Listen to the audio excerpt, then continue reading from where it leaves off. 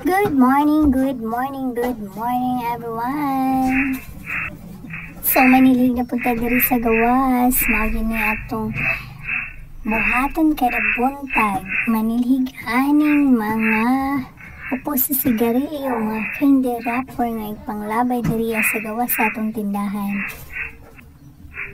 This is a part of being a solo shopkeeper.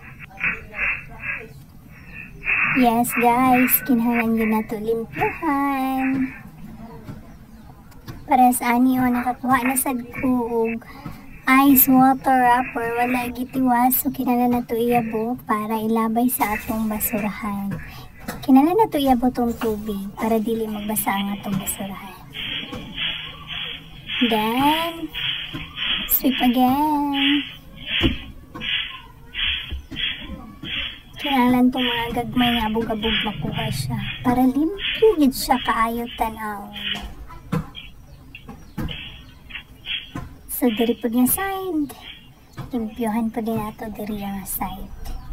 Kay atubangan pa man siya sa ato ang tindahan.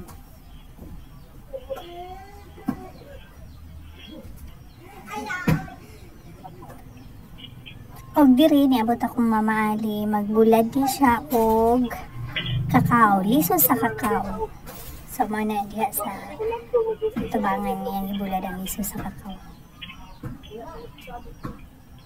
And then adto ko sa unahan, adto ko sa community building, gitanaw na ako basin na ay mga upos dito sa sigarilyo or mga ice candy wrapper, ice water wrapper, or junk food wrapper. Yun, natin nakuha. So, kinahanglan nato po niton o ilabay sa basurahan. Thank you so much, guys. Thank you so much for watching. Please subscribe to our channel. Ayun. Thank you and bye-bye.